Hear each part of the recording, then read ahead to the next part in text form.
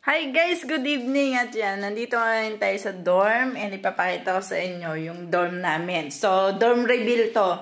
Actually, itong dorm namin is provided to ng aming company. Pero, syempre, parang ano lang to, parang bibigyan ko lang kayo ng konting idea kung ano yung mga dorm dito sa Czech Republic na pwede nyong ma-encounter. So, merong mas maganda kaysa dito. Meron din naman na medyo mas old model kaysa dito sa ipapakita ko sa inyo. Pero ang range kasi ng mga accommodation dito sa Czech Republic, kapag solo ka sa room solo sa room, siguro nagre-range siya ng mga 6,000 to 7,000 crowns up to 9,000 crowns. So solo rooms yun. So kung magkano ang crowns, so i-times nyo na lang yan sa palitan ngayon. Nasa 2.78 ang palitan ngayon. So for example, 7,000 crowns times 2.78.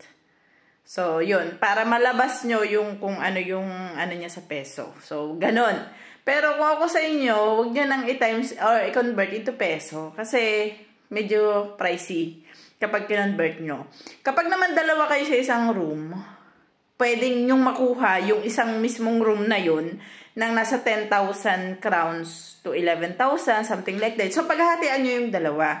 Wala na po kaming bayad doon sa kuryente at saka ng tubig namin, at saka yung gas namin. So, ano na yun, linis na yun lahat. Not unless kung mag-excess lang kayo sa pagbabayad. So, ipapakita ko lang sa inyo, ipapasilip ko sa inyo. So, pasensya na kayo kung medyo may kalat. Kasi, ano to, kumbaga naisipan ko lang na ipakita kasi meron akong previous na video. And yun, napakita ko to, kaya lang hindi siya buo kasi nga may tulog. So now, ito yung main door namin. So dito kami pagpasok mo ng bahay. And then pagpasok namin ng bahay, ito yung bubungad sa amin. So itong isang to, room to. So dalawa sila dito. Nasa trabaho kasi kaya hindi ko siya mapapasok. Pero same lang naman to ng room namin. So ito yung makikita nyo. Meron tayong provided to guys provided to ng ating ano nga to, yung nagpapaupa, yung ref, syempre. Merong mas malaki dito, meron naman mas maliit. Depende na lang yun sa provide sa inyo. So may ref, yan. And then eto, may kettle din kami and meron ding microwave. And then, etong mga rice cooker na to, provided namin to. So, kami talaga yung bumili niyan. And then, ayan, syempre may lababo. And then, ito yung lutuan. So, provided din nila tong lutuan. Meron din kaming dining. Medyo makalat lang. Sorry. So, yan, may dining din kami. And then, yan, makikita nyo, nasa labas, ganyan. Tapos, punta tayo dito, no? So, kung yun yung pinagpasukan ko, halimbawa, galing ako sa labas, yan yung pinagpasukan ko. Ito yung isang room. Okay? Ito yung isa pang room. Pero bago yun, punta muna tayo dito sa shower. So, ito yung shower namin. So, yeah, yan yung shower. And then, meron siyang provided na washing machine. So, ang washing po dito is spin lang. Spin lang siya, hindi siya fully dry kagaya sa Japan na dry and fold na. Ay, sa Japan, sa Taiwan, dry and fold. Dito, spin lang siya and then isasampay na lang namin siya. So, ito, yung shower. And then, dito naman, sa kabila, dito naman yung aming CR.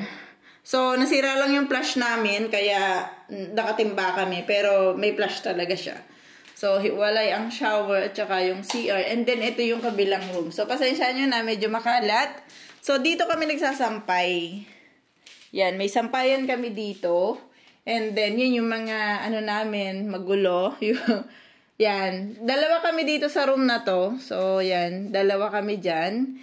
And then, yun lang. Ganun lang. So, nasa inyo na kung gusto nyo lagyan siya ng partition na, for example, kasi doon sa kabilang room, doon sa pinakita ko sa inyo kanina, yun yung room na yun. Meron yung partition na curtain. Pero kami kasi dito, hindi na kami naglagay ng curtain ng ka-roommate ko. So, kaya kita namin yung isa't isa. Yun.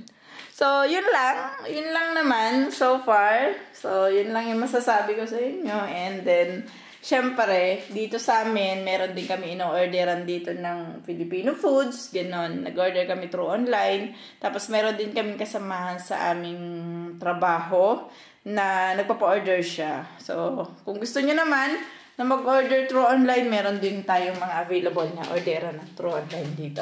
So, yun lang. And siya nga pala, may wifi nga rin po pala kami dito. Na provided din ng ating nagpaparenta. So, provided nila yon ang wifi, ang mga gamit, provided nila. Pati yung kutsyon namin, so provided nila. Yung ginamit namin na unan, depende yon sa company. So, doon kasi sa una kong naging company, kasi lipat ako dito eh. Sa una kong naging company, yung kutsyon, yung mga unan, is binayaran namin ng 700 crowns nung bagong dating kami. Pero dito sa nilipatan ko na bago, actually, 2 years naman ako dito. Sa nilipatan ko dito is wala po siyang bayad. So, provided siya ng aming employer. Yung lahat ng gamit namin, provided po na aming employer, pati yung towel namin. So, damit lang talaga yung dala namin nung pumunta kami dito. Yun. Tsaka yung sampayan, yun. Amin din yun. Tsaka yung rice cooker. Yun lang yung provide namin. The rest is provided na ni employer namin. So, meron kaming agency na nag-ayos dito, pero para kaming direct sa aming employer.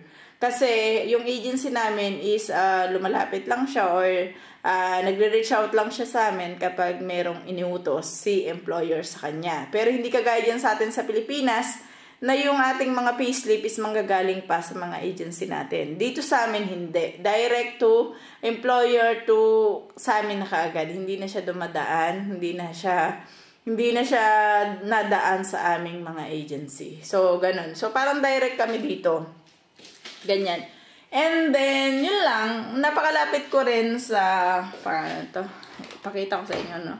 Malapit din ako sa, ayan, no? Sa, ayun, yung part na yun ay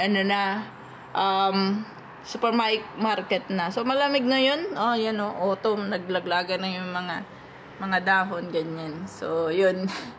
And then, may bus station din dito. Medyo malapit lang din sa amin. 4 minutes lang yung lalakarin namin papunta ng bus station. Kaya, depende na lang yun sa inyo. So, sa mga iba, kagaya nung dati kong company, yung bus station doon,